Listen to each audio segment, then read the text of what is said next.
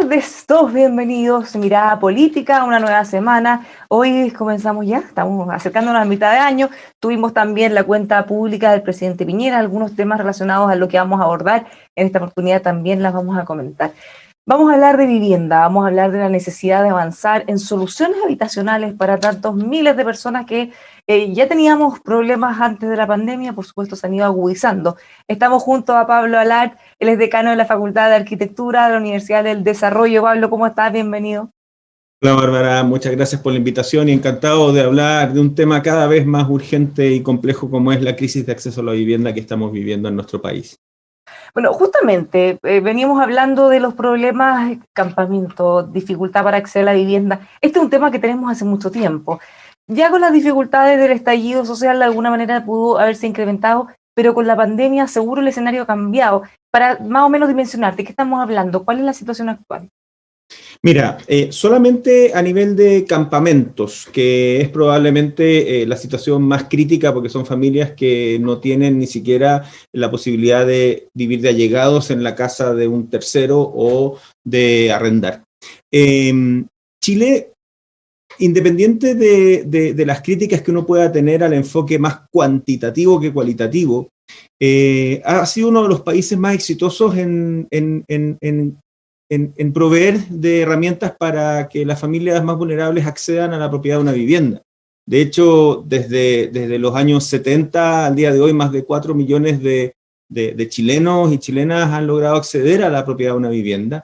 Y probablemente somos el único país en el sur global que todavía puede soñar con erradicar los campamentos estructurales. Uno ve cómo en Brasil la favela ya es parte de la ciudad, en Argentina las villas miseria, en Colombia los barrios ya son parte de, la ciudad informal es parte de la ciudad ya establecida, y lo que hacen los gobiernos más bien es tratar de regularizar, de darles infraestructura, pero ya perdieron la batalla contra la informalidad.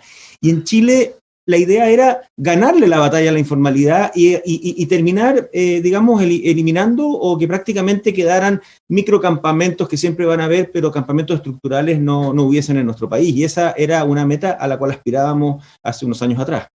¿Cómo sabemos o cuándo se termina que un campamento ya es estructural, como mencionabas, que ocurre en otros países?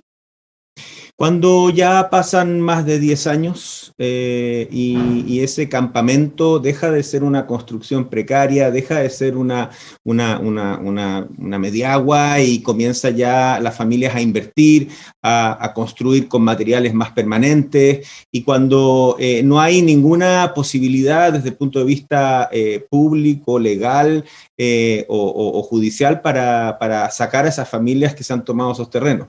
Y viene ahí el problema, que muchas de esas campamentos están en zonas de riesgo, están en terrenos que tienen algún problema que los hace inhabitables y por lo tanto después pueden venir desgracias enormes, como hemos visto en los incendios de las quebradas de Valparaíso o en los aluviones de los años 80.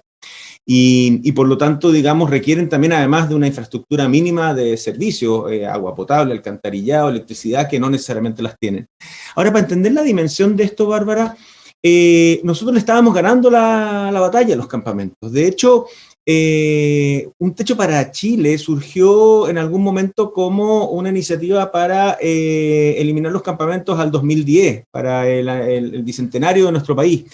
¿Por qué? Porque por ahí por el 2007 teníamos del orden de 28.000 familias viviendo en campamentos. O sea, las políticas habitacionales habían ido reduciendo el número de familias viviendo en campamentos. Pero algo pasó del 2007, probablemente quisimos empezar, el 2006 aparece la nueva política habitacional, donde la presidenta Bachelet, de manera muy acertada, le cambia el foco a la política, que ya no solamente sean viviendas, sino que sean barrios. No podemos seguir acumulando viviendas en la periferia sin parques, sin servicios, sin transporte. Pero algo hizo que perdiéramos el foco y pasamos del 2007 al 2018, 19, de 28.000 a 48.000 familias viviendo en campamentos. O sea, más que se duplicó el número de familias viviendo en campamentos.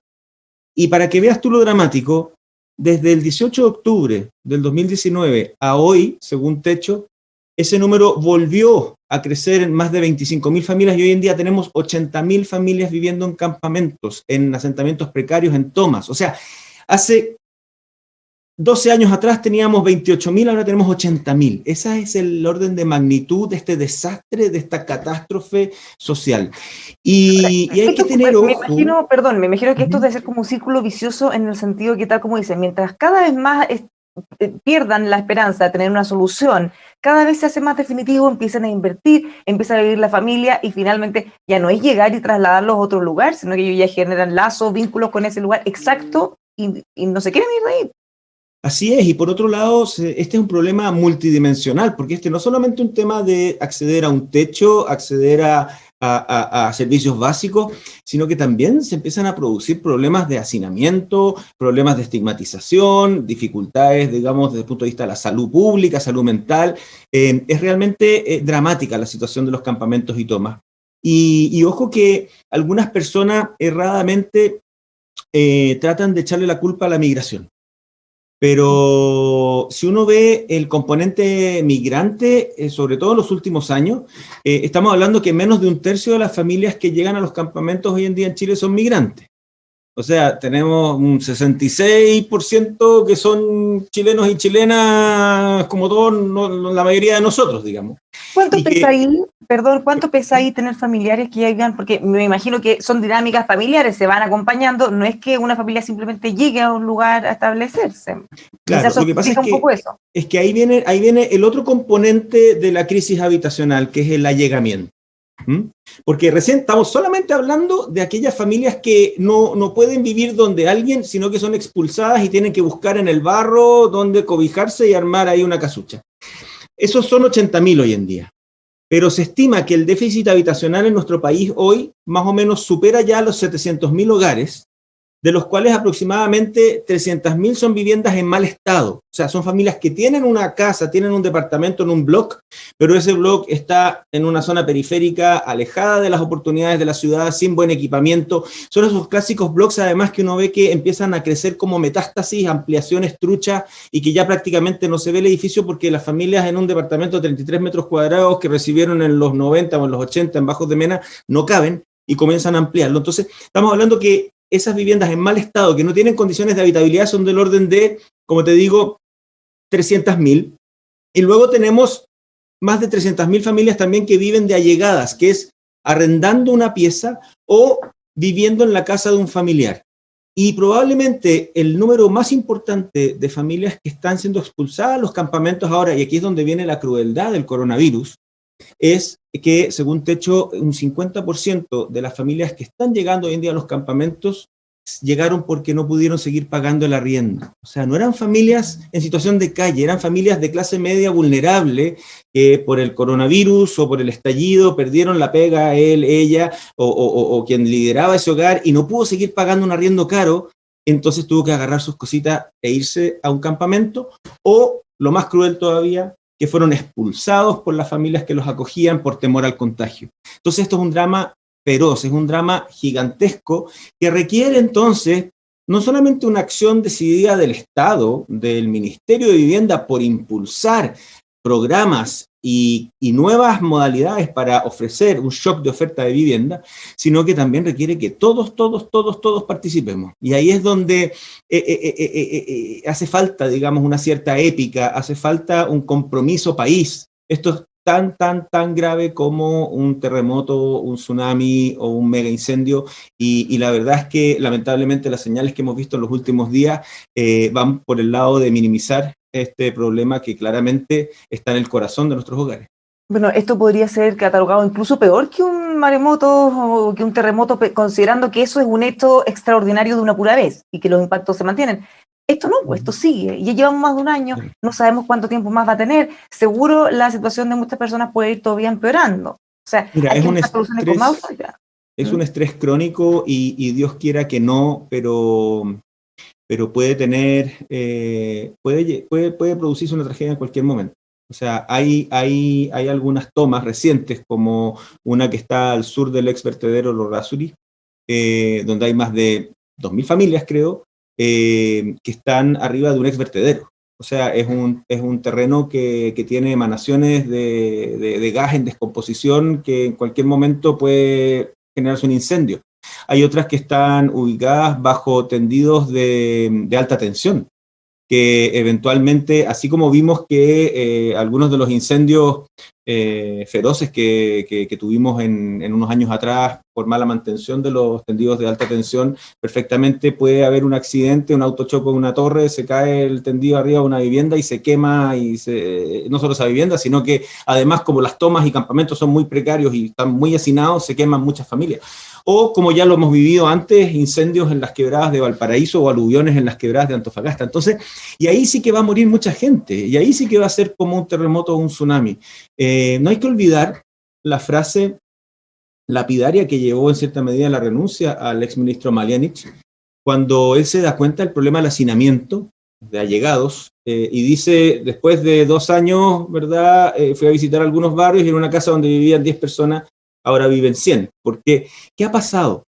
Que como el Estado ha sido incapaz de generar oferta de vivienda accesible en buenas localizaciones, han empezado a surgir entonces todas estas fallas de mercado, como son los mal llamados guetos verticales, o también aprovechadores que agarran una casona en Estación Central o en Quinta Normal y le meten 2 pisos con 20 piezas cada uno, con 6 camarotes cada uno, que lo arriendan a 60 lucas o 50 lucas la cama a un inmigrante o a una persona que necesita estar cerca de la pega, y eso genera el hacinamiento que también empieza a producir estos problemas. Entonces, como te digo, es un tema multidimensional y el Estado no ha sido capaz de hacerlo por sus propias manos, y ahí es donde tenemos que concurrir todos los actores sociales, privados, academia, etcétera. Este no es un tema nuevo, se está discutiendo hace mucho tiempo, y de hecho hay una cosa sí que ocurrió hace pocos días que ha levantado muchas alertas, y es que en la Comisión de Vivienda en el Senado se rechazó una idea de legislar respecto al proyecto de una llamada Ley de Integración Social Urbana. ¿De qué se trata ese proyecto? ¿Por qué sería tan importante que se apruebe y se ha generado tanto rechazo que se haya simplemente rechazado la iniciativa? Porque a juicio de algunos senadores eso debería discutirse en el proceso constituyente. Pero el proceso constituyente ni siquiera ha comenzado. Estamos hablando de una situación bastante urgente. ¿Cuánto más pueden esperar?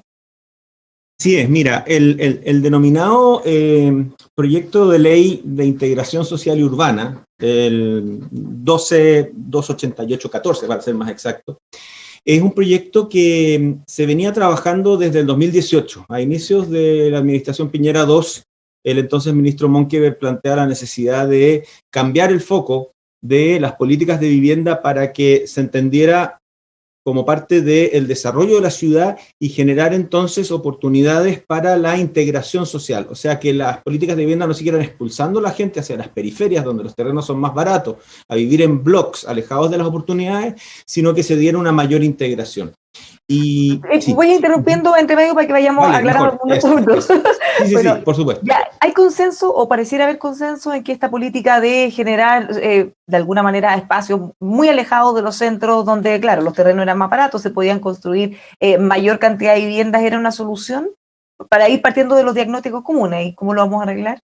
Mira, el mejor diagnóstico común que existe está escrito en la Política Nacional de Desarrollo Urbano. Y es importante volver atrás.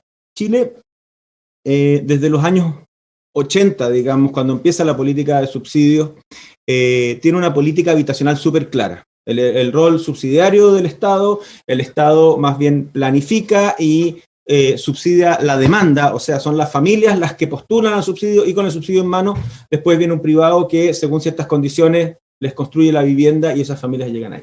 Y en un contexto de escasez, porque en los 80 no éramos un país rico, y en un contexto en que queríamos efectivamente reducir el número de familias viviendo en la informalidad, se privilegió una política cuantitativa, donde era más bien sacar a la gente del barro y convertirlas en propietarios. De hecho, ahí el espíritu no era solamente sacar a la gente del barro para que tuviera un techo, sino que al convertirlas a familias en propietarias, salían de la informalidad, tenían una propiedad y por lo tanto un colateral para poder pedir un crédito, empezaban a pagar cuentas, empezaban a convivir con vecinos, por lo tanto también había un tema más integral. Sin embargo, como había pocos recursos y se dejaba simplemente al mercado operar, finalmente la ubicación de esas viviendas estaba en los terrenos más baratos, y los terrenos más baratos estaban alejados de las oportunidades, del transporte, del equipamiento, de la cultura, y el Estado, como tuvo que priorizar el acceso a la vivienda, la salud, las pensiones, etcétera, no tuvo la capacidad de acompañar esas viviendas con la debida infraestructura cultural, social, subcentros, etc. Entonces, en la Política Nacional de Desarrollo Urbano, que después de 30 años a la deriva, en Piñera 1 se logra un consenso en una mesa de trabajo transversal y que la presidenta Bachelet después hace propia en su segundo gobierno, instalando el Consejo Nacional de Desarrollo Urbano, ahí dice que la carencia de una política urbana y de una política de vivienda focalizada más bien en los temas del déficit cuantitativo y no cualitativo, generó entonces dinámicas de segregación y exclusión social que han hecho que nuestras ciudades en cierta medida tengan barrios del primer mundo y barrios del tercer mundo, donde las personas más pobres están más alejadas de las oportunidades que ofrece la ciudad. Y ese diagnóstico lo compartimos todos. Ahora, cuando se habla de las características, que no solo había que preocuparse de lo cuantitativo, sino que lo cualitativo, ahí no solo estamos hablando del lugar donde están emplazadas, estamos hablando, por ejemplo, del acceso a los servicios, de la calidad, del tamaño de la vivienda, me imagino también, de la necesidad de tener áreas verdes, por ejemplo. Y acceso a transporte, que es clave también. O sea, a ver, hay muchas maneras de romper con las dinámicas de segregación socioespacial. Una de ellas es, si tú no puedes llevar a la gente de vuelta, o si tú estás llevando a la gente alejada de las oportunidades, acórtales el viaje.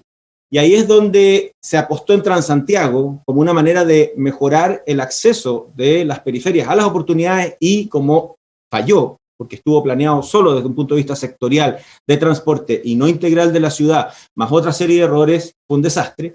Pero, por ejemplo, Metro sí lo hace. Cuando el Metro llega a La Pintana, cuando el Metro llega a la Plaza de Puente Alto, efectivamente comprime el territorio y ya la gente de Puente Alto no vive a 3 horas de las oportunidades, sino que a 1 hora o 45 minutos de esas oportunidades. Entonces, una solución es proveer transporte, que fallamos con el Transantiago. La segunda posibilidad es, si no puedes, si no quieres seguir llevando gente hacia afuera de la ciudad, llévala hacia el interior de la ciudad, busca terrenos en zonas centrales donde se haga vivienda social. Y ahí se hicieron algunos ejercicios, estaba el subsidio de localización, por ejemplo, en Bachelet 1, donde se hacía un incentivo extra para poder ubicar terrenos más caros. ¿Qué pasó? Que el valor de los terrenos se disparó para arriba. Luego aparecieron algunas innovaciones en el diseño, como es lo que hizo Alejandro Aravena con Elemental de la vivienda progresiva, donde en el fondo tú concentrabas la plata en una buena ubicación y construía solo aquello que las familias no podían ampliar con sus propias manos, una media casa de clase media, y luego por estar bien ubicados, por estar cerca de la pega, por tener acceso a buenos colegios de salud, esas familias podían agregar valor a su casa y completarla. Y así es como se hizo en el caso de Renca, en el caso de Barnechea, etcétera, que pudieron esas familias mantenerse en zonas centrales cerca de las oportunidades. Y después lo otro que queda es llevar el centro a la periferia, y es invertir en generar subcentralidades, o sea, llevar parques, llevar comercio, llevar servicio, llevar actividad a las periferias para que las familias no tengan que viajar grandes distancias cada vez que tienen que ir a hacer un trámite o acceder a un bien público. Bueno, podemos ver ahí en un paralelo cómo ocurre con algunos proyectos o iniciativas privadas, por ejemplo, cuando se van creando barrios, pero como tienen que de alguna manera ser atractivos para que la gente se vaya a vivir ahí, o hacen casas que son más grandes con más terreno, generan los servicios, colegios, por ejemplo. En el fondo se hace al revés, como uno hubiera esperado que siempre se hiciera toda la planificación. Claro, pero es que ahí es donde vienen los dilemas de la planificación, sobre todo, como te digo, en un contexto de escasez como fueron los años 80 y comienzos de los 90. El Estado no tenía los recursos para hacer las líneas de metro, hacer los parques, las bibliotecas, las escuelas y luego poner las viviendas para que las familias llegaran. Por lo tanto, claramente se priorizó una política de erradicar campamentos y sacar a la gente del allegamiento de los campamentos. Pero el problema es que nos quedamos pegados con muchos de esos paradigmas del siglo XX, ya adentrados en el siglo XXI, y perdimos el foco con los campamentos y empezó a crecer de manera, digamos, significativa el número de familias de campamentos y llegamos entonces a esta crisis donde, y eso es lo más cruel, el coronavirus pone en evidencia, y no solo en Chile, esto es un problema en todo el mundo, porque en Londres tienen el mismo problema, en Nueva York, y es que no hay vivienda de bajo costo accesible en buenas localizaciones y por lo tanto hay que buscar mecanismos para generar una oferta de vivienda de bajo costo en los centros urbanos.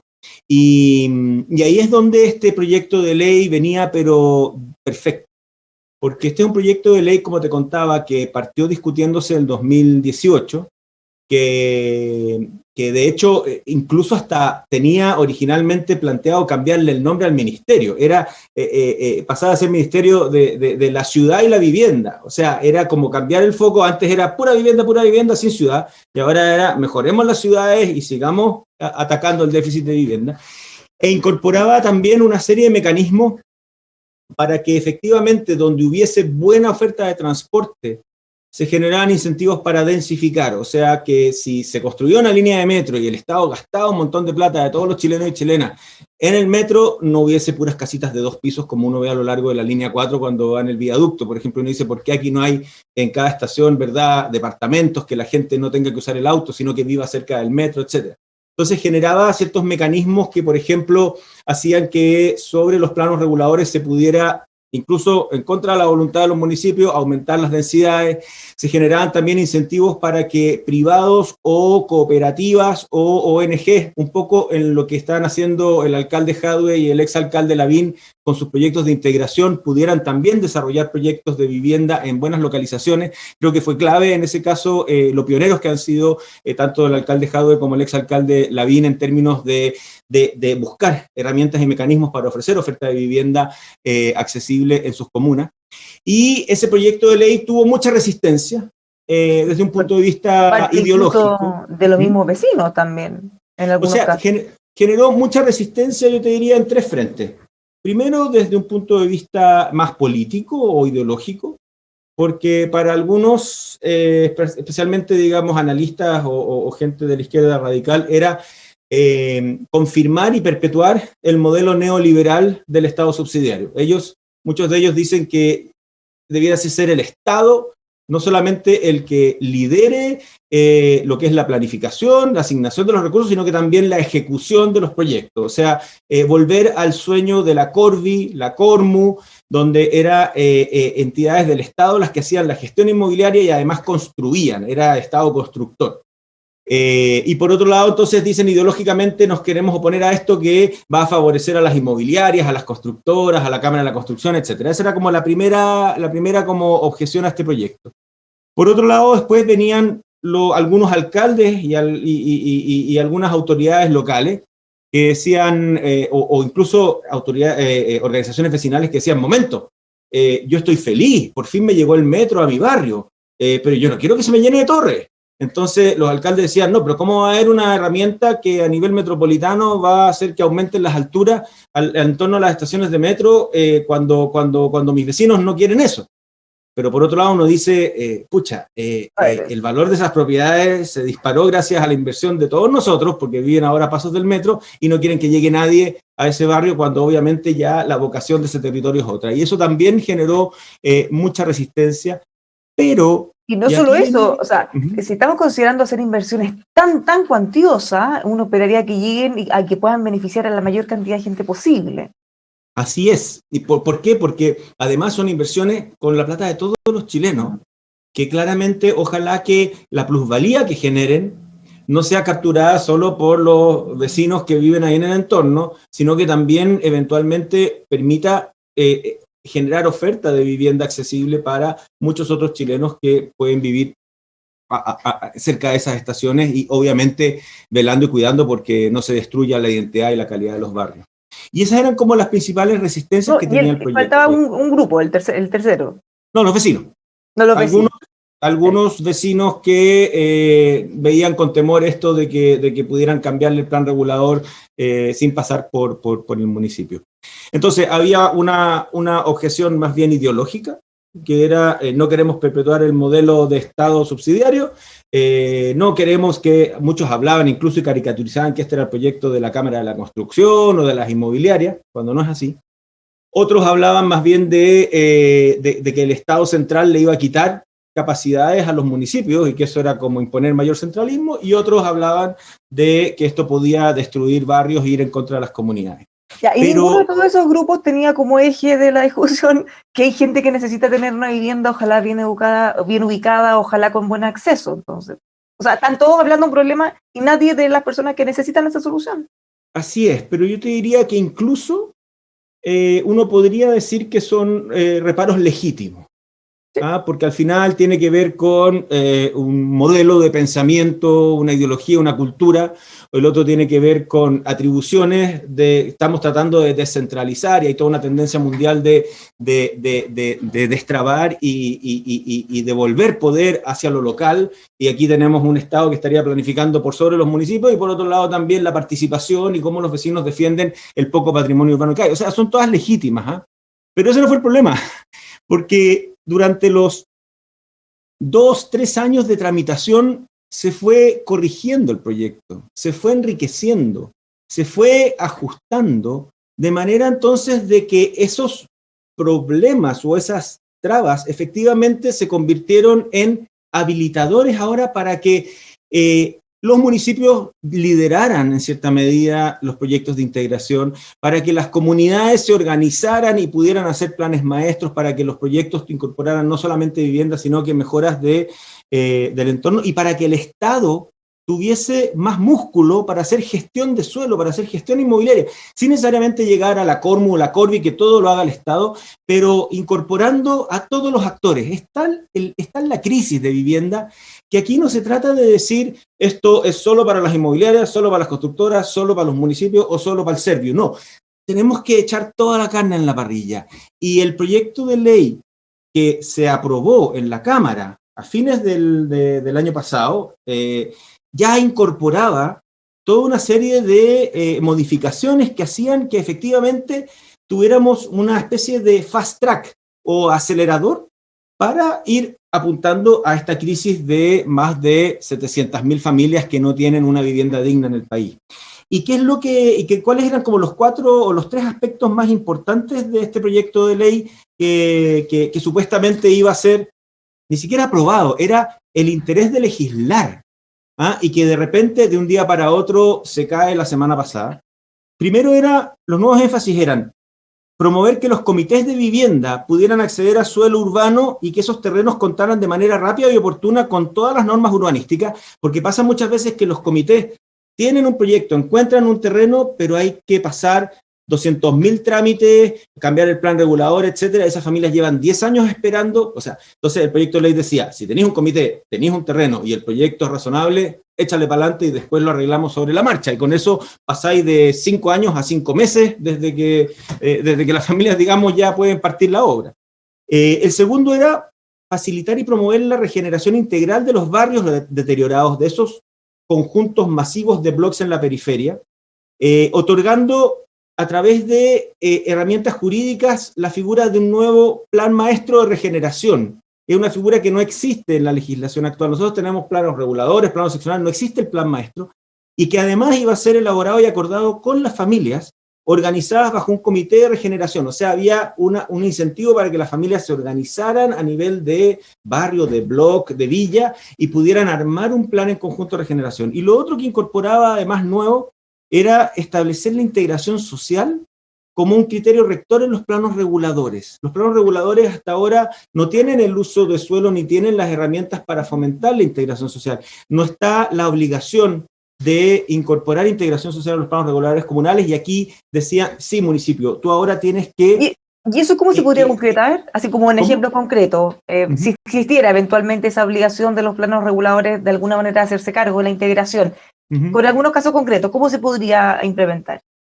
Bueno, eso permitiría, por ejemplo, que la Municipalidad de Lo Barnechea pudiese, su plan regulador, generar un incentivo para la microdensificación en el pueblito de Lo Barnechea, de manera que los mismos vecinos que viven en el pueblo de Lo Barnechea pudieran armar microinmobiliarias o cooperativas para hacer pequeños proyectos de mediana altura, 3-4 pisos en estos terrenos largos que tienen, donde en vez de tener su casa más 2 o 3 allegados, que son los hijos de ellos que no tienen cómo pagar una vivienda en Barnechea, porque obviamente hoy en día es de las comunas más aspiracionales de Chile, puedan tener su departamento, y además aparecen 10 unidades más que se pueden arrendar o entregar para familias que tengan subsidio de arriendo.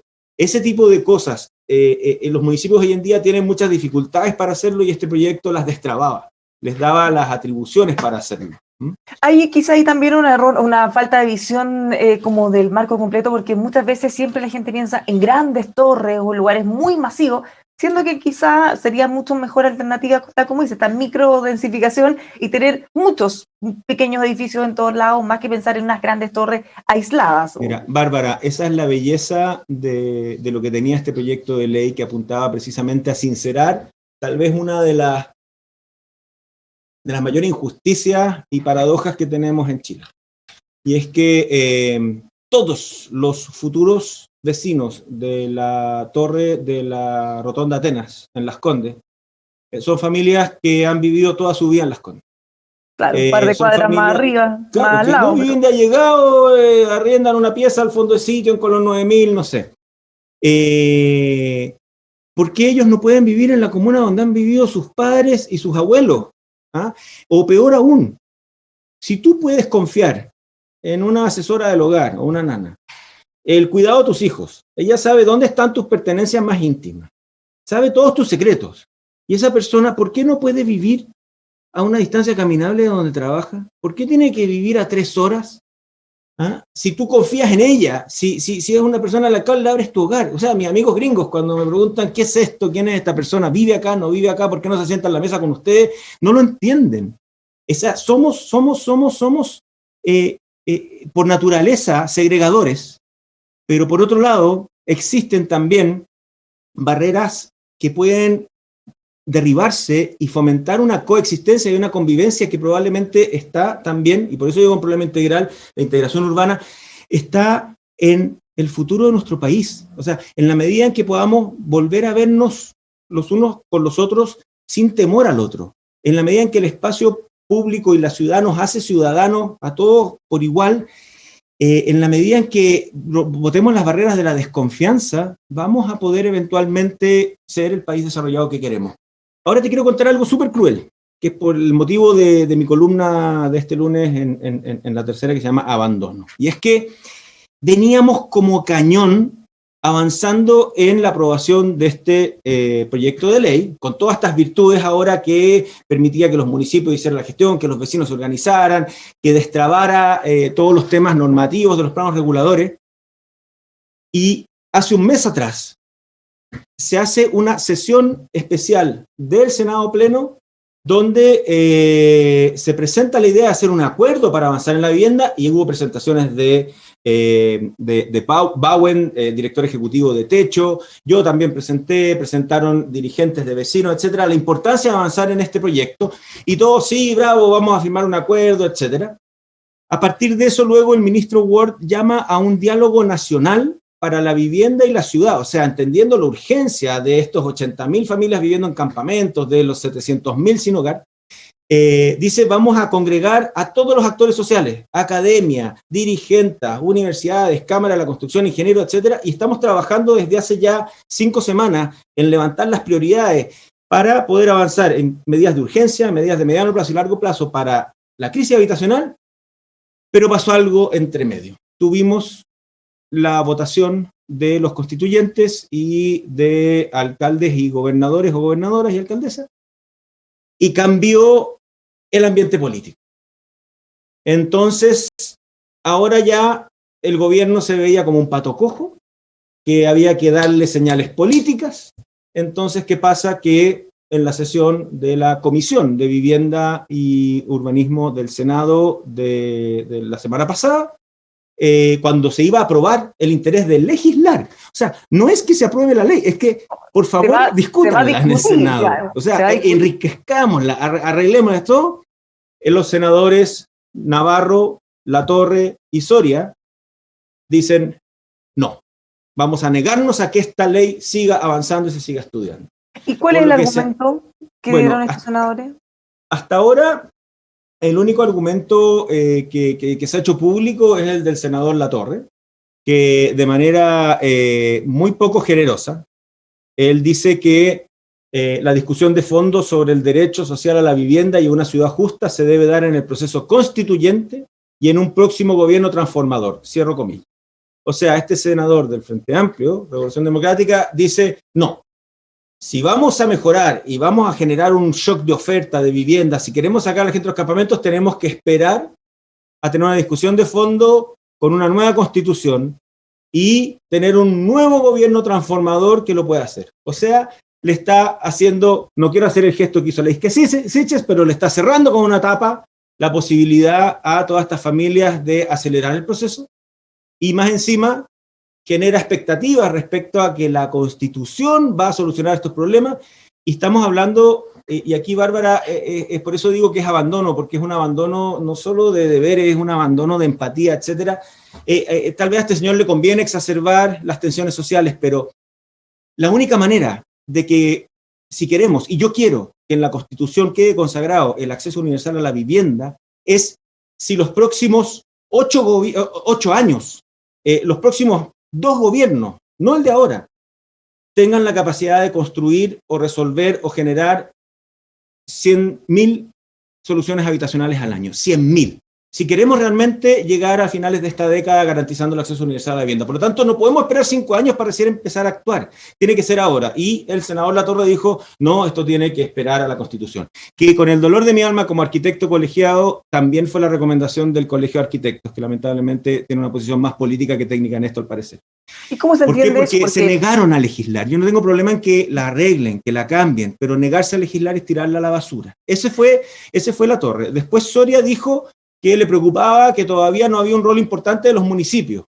Soria fue alcalde de Iquique histórico. O sea, yo le digo, Choro, vaya a Alto Hospicio y vea las tomas que se están generando al lado del nuevo hospital y vaya a decirles que vamos a esperar 5 años más. O sea, cuando los municipios ahora tienen la posibilidad incluso de actuar mucho más rápido en sus planos reguladores, etc. Entonces, esto es mezquindad, esto es simplemente hacerle daño al pato cojo de este gobierno que le quedan pocos meses y que hay que pegarle donde se puede.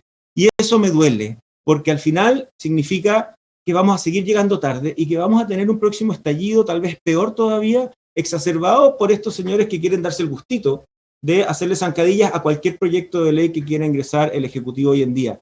No jueguen con la vivienda. Yo creo que aquí jueguen con otras cosas, pero con la vivienda y con esta crisis no está para jugar. Y yo espero que abran los ojos. Y de hecho hay cientos de comités y de dirigentes y de comunidades que se están comenzando a pronunciar para exigir que se vuelva a reponer la discusión del proyecto porque están realmente desesperadas. Bueno, justamente en esta discusión, el gobierno presentó este proyecto, por otro lado los gremios, la Cámara Chilena de la Construcción, también ha manifestado abiertamente la voluntad para poder trabajar, buscar soluciones al problema habitacional. ¿Habrá quizá un tema de decir, bueno, no queremos que participen ni este gobierno ni los privados a través de este gremio y quieren buscar otro tipo de soluciones, aunque eso implique tengamos que seguir demorando? Bueno, eso es lo que yo te decía antes, que hay también hay una pugna ideológica. Hay muchos sectores políticos, particularmente de la izquierda más emergente, que sueñan con volver a un Estado que sea capaz de liderar la gestión del suelo, liderar la construcción de la vivienda y hacer proyectos como los hacía la Corvi o la Cormu en los años 60 y 70. A ver, te confieso, me encantaría, y el proyecto de ley permite que los Serviu tengan esa capacidad de gestión. O sea, los Serviu serían unas verdaderas Corvi y Cormu con este proyecto de ley. Y creo que nunca tuvimos mejor vivienda social que en esos años. El problema era la cantidad. O sea, con suerte llegábamos a 20.000 unidades habitacionales con el estándar de la Villa Frey, de la Unidad San Borja, etcétera. Pero estamos hablando de 700.000 familias. Entonces, si vamos al orden de 20.000, teniendo unos diseños preciosos, unos proyectos preciosos, hechos y ejecutados por el Estado, fantástico. Entonces, a eso es donde yo apelo a que tenemos que echar toda la carne a la parrilla. Ok, démosle más fortaleza al Estado para que el Estado ejecute, diseñe, haga proyectos integrales. Permitamos que los municipios también lo hagan y no sigan experimentando como lo han hecho Jadwe y Lavín, sino que ya tengan las atribuciones para hacerlo. Apoyemos para que los comités de vivienda y las mismas familias también puedan organizarse en cooperativas, en mini pymes, en constructoras, digamos, populares, y también démosle espacio al sector privado para que haga lo que pueda hacer. Nosotros, de hecho, en el Consejo Nacional de Desarrollo Urbano, yo soy consejero, estamos abogando porque se puede hacer incluso hasta un piloto de vivienda en concesión, con arriendo, digamos, protegido en terrenos públicos, pero que sean construidos y operados por los privados, como las autopistas. Las autopistas son públicas, pero alguien las construyó, se consiguió el financiamiento y luego va cobrando peaje. Acá, en vez de cobrarle peaje a las familias que vivían en ese edificio, el Estado le paga a la concesionaria el arriendo que esas familias merecen y están, digamos, elegibles, y con eso se financia la construcción y la operación, y además con estándares que permiten que los ascensores funcionen, que los edificios estén limpios, etcétera, porque va a haber un operador de esa concesión de vivienda. Ese tipo de cosas claramente se tiran al suelo por esta desconfianza en la asociación público-privada.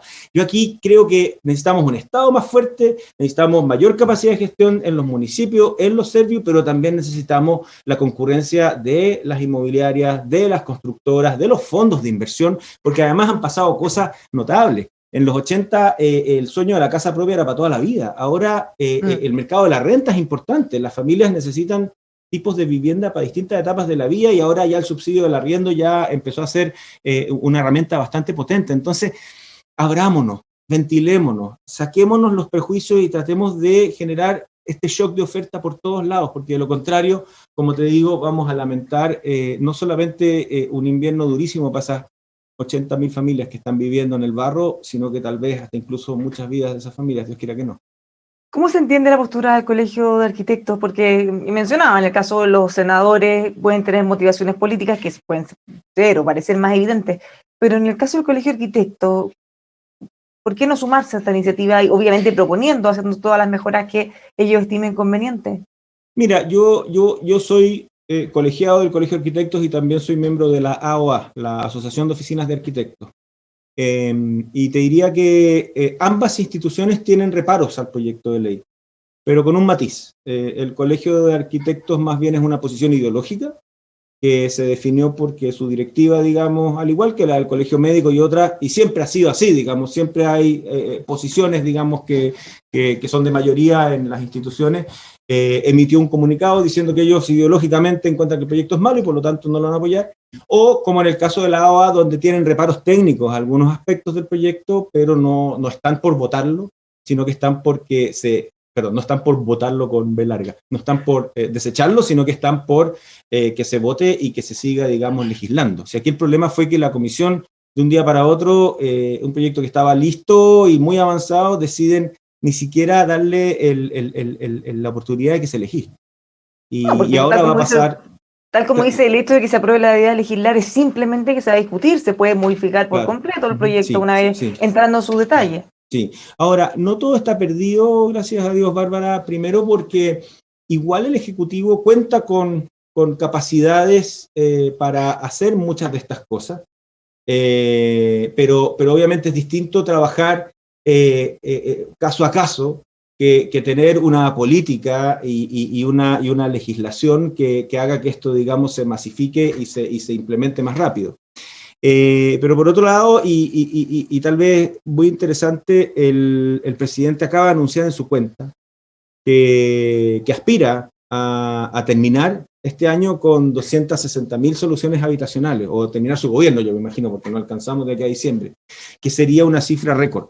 O sea, hay que entender que ni siquiera para la reconstrucción después del 27F logramos superar las 150.000 viviendas o soluciones habitacionales en un año, y aquí se quiere llegar a 260.000. Por lo tanto, va a haber ya hay un apoyo importante de recursos del presupuesto de la Nación. El MIMBU hoy en día tiene un presupuesto histórico, 2.6 mil millones de dólares para vivienda, pero aquí la clave va a ser que el ministro Ward y sus equipos logren cuadrar el banco de suelos, que son todos estos terrenos fiscales que han ido levantando y accediendo para vivienda, con proyectos, con los comités de vivienda y con los fondos para poder efectivamente, si no tenerlas construidas, que no es que se construyan 260.000, va a haber mucho que es arriendo de unidades ya existentes, etcétera, pero por lo menos tener en franco estado de avance estas soluciones habitacionales. Con eso le daríamos un respiro bastante importante a estas 700.000 familias que hoy en día o viven de allegadas o viven en conjuntos habitacionales que no tienen las condiciones mínimas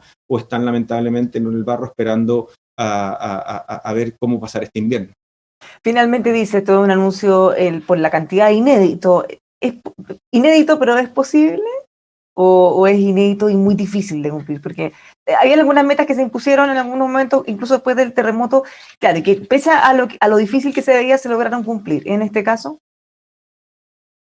Mira, yo espero que sí, yo soy un optimista por naturaleza, además que me toca personalmente porque yo fui coordinador nacional de reconstrucción urbana en el MIMBU durante el 2010 y el 2011 después del terremoto, entonces me tocó de cerca esa experiencia. Mira, presidente Piñera puede tener muchos puntos débiles o críticas que uno le puede hacer, pero si hay algo que yo admiro de él es que tiene las agallas para ponerse metas complicadas y forzar a todos sus equipos y a toda la máquina a avanzar en esas metas. O sea, se arriesga con ponerse metas. Y a nosotros nos puso la meta de tener las 220.000 viviendas destruidas o dañadas por el terremoto, reconstruidas en 4 años, y llegamos a un cumplimiento de un 99%. O sea, no logramos la meta, pero obviamente nos estresó y nos hizo a todos correr como locos. Y eso además en paralelo con el plan, digamos, regular de vivienda del MIMBU. Por lo tanto, yo creo que si se lanzó con este número es porque va a respaldar a sus equipos y va también a...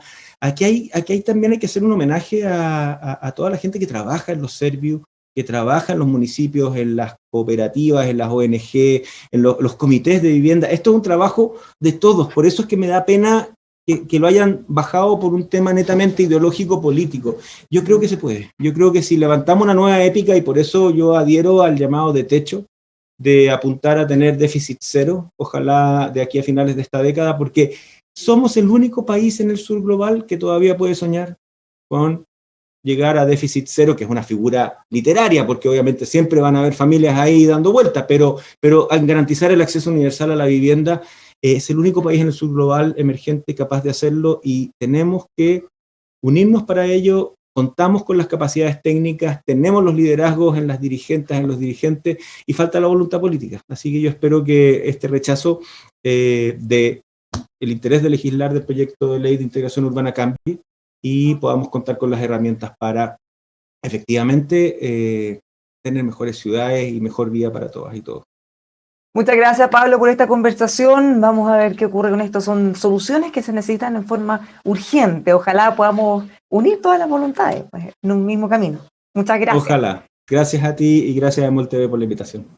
Ya, pues los dejamos así invitados a que sigan viendo todos los detalles, qué pasa con este proyecto, qué pasa con la reconstrucción, en este caso construcción de las viviendas que se necesitan para ir avanzando en reducir nuestro déficit. Muchas gracias, siempre invitados a seguir junto a nosotros aquí en emol.com.